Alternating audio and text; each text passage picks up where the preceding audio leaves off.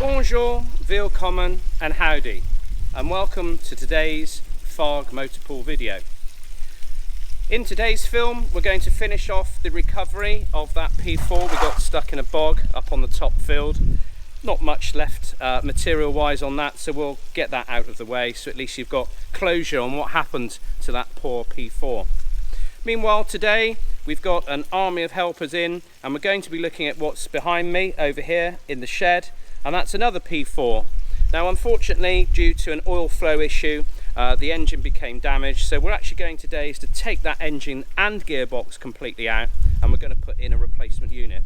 So this video might be quite detailed in and around maintenance and working on the P4. So if that's your bag, then stick around. If you just want more fun, then we've got loads of other videos in our channel that you can have a look at.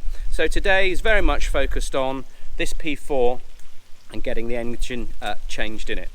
Now there is an old English saying, an army marches on its stomach. So today I am cooking breakfast for the chaps. We've got egg and bacon over here. So you didn't know this channel also had a cookery element, so, well, no it doesn't, that was just a joke.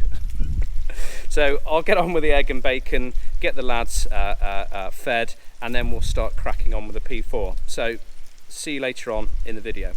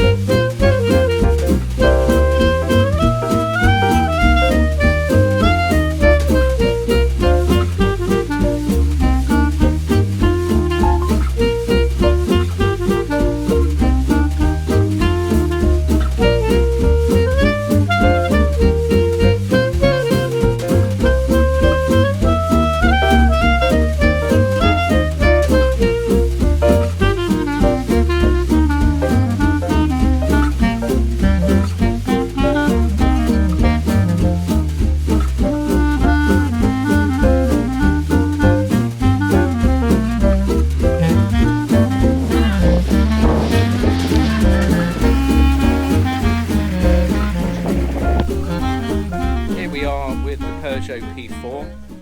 This vehicle was restored by myself a couple of years ago, but unfortunately we think due to oil starvation, possibly to do with the oil filter not being correct, then it suffered a catastrophic failure when it was being used either on I think a dual carriageway or a motorway. So quite catastrophic, and the engine really is kaput.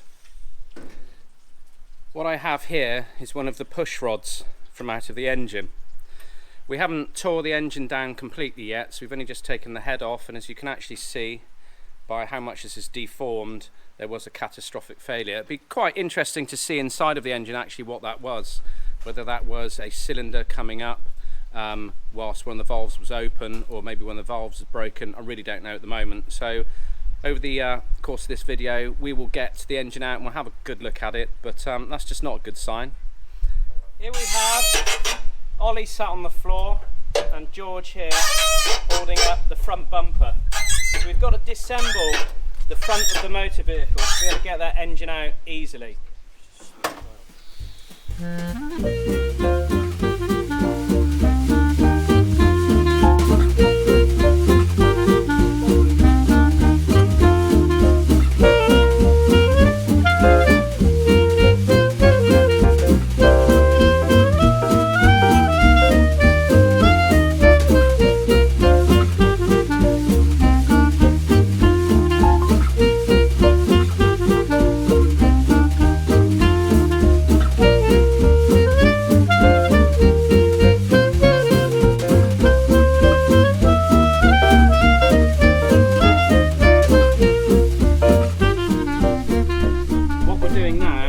have to remove the old engine out of this Jeep. So we're just disconnecting all of the fuel lines. So this is the fuel filter here, we've got that disconnected, and I'm just taking off the battery feed that goes down to the starter motor, and then we've got the fuel line here. Apart from that, there are a couple of other ancillaries on the other side of the engine, but it's pretty much sort of disconnected. What we will do then is undo the engine mounting bolts, and also we're going to take it out with the gearbox. So we're going to slide underneath and make sure that it all comes out in one piece. So we'll be using the forklift for that. When Ollie gets back, we'll get that front cross member out the way to make it a lot easier for us, and we'll just tie some of these ancillaries up out the way. What we have found is the timing belt has completely snapped here. Reason for that is, you can probably see at the bottom of this cog at the bottom here, it's actually taken a lot of the teeth off, and also we've got another timing cog as well is completely broken. So I think the engine must have seized at some point, and then what's happened is potentially this is continued, because that would have broken those teeth off and then snapped immediately afterwards. So yeah, I think that the engine is going to be pretty much a block of it anyway. It's going to be a write-off, but we can get all these ancillaries off and use them again. We've got the head bolts undone now from the engine, so this is very interesting to see exactly what's happened. So the head is now loose. We've taken off the inlet and the outlet manifold, so I'm going to grab it here, lift off and see what's happening underneath. Okay, so I've just had a quick look. All the valves seem to be okay. So then they've not been hit. I'll just get it a second, I'll show you.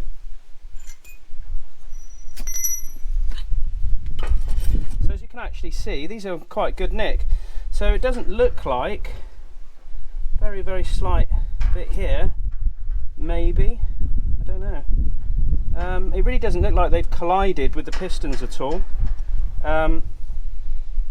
So that's one, so that head's okay, that's good news. Then that leaves each one of the pistons, and the pistons, although this has obviously been sat for a while, God, it shows you how quickly the inside of one of these will rust if they're left for any length of time. I'm just going to have a jump up and have a quick look inside. Ah, right. I think the piston collided with, so there's a marking in there of one of the valves. So it looks like the inlet valve has collided with this one. It hasn't damaged it to any greater extent, it's just got a mark on the top of it. But there we go, it just shows you that was enough to absolutely ruin the thing. So yeah, no good really. Get all that whizzed out now. With these engines, taking them out is pretty straightforward. You've got a couple of mounting bolts, it attaches to the gearbox, which has got a singular mount, but it's just the pipes and the wires, we'll call it that, that is the that looks so daunting. But just undoing them one at a time, putting a bit of tape around them to state what they are, where they go and what they do, it's going to make it so much easier when we put it back together. So at the moment we're just disconnecting at the back of the engine. We've got a clutch here, so this is the clutch pipe. We've disconnected the fuel pipes. We've got an earth strap, so yeah, that needs to come out as well off the back of this bell housing. We've got a few other parts of the wiring loom, and then we're ready to lift. Welcome to underneath the Peugeot. What we're doing is we're leaving the gearbox attached to the engine. I'm going to bring it all out in one foul swoop. The engine's got, as I said, two mounts on the front, and very, very simply at the back there's a single bolt that I'm undoing here at the moment. You're probably just about to see here, and this passes through, and there's a bracket that holds the back of the gearbox. So what we're going to do is we'll undo this, and we'll take the engine forward. This will pop out, and it will take with it a very short drive shaft that goes into the transfer box. So therefore it's a very, very straightforward movement, he says. So I'm just going to loosen this bolt off now, so this is ready to go, and then we'll get the forklift and we'll lift the engine up slightly and pull it straight out, and we'll have it done.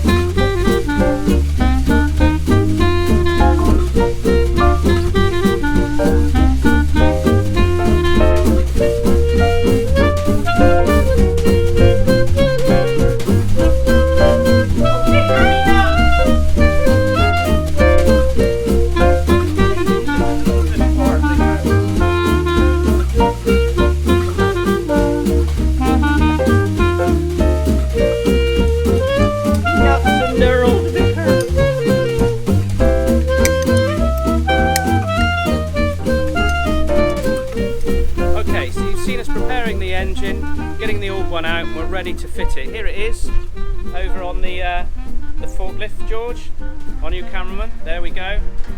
Here we are, all ready to go in. We've even got the gear stick linkages in place as well, just to make it easy as possible. So what we're going to try and do is get this spline into the transfer box, and then the two flat engine mounts on the right place on the chassis. So fingers crossed, let's give it a go. Down the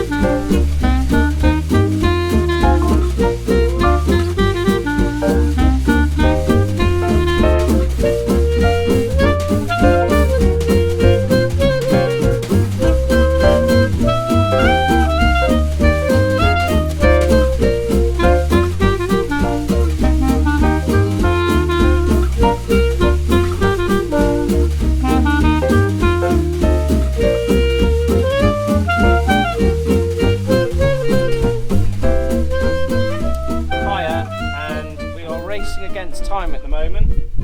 Basically the sun is going down in the minute. We've got storm clouds on the horizon, and we're obviously working outside today. And the final and most important thing is we need to get up the road for last orders. So it's a mad rush to get as much of this back together, and we'll be back a little bit later when we'll finish putting it back together and get the thing running. See you soon.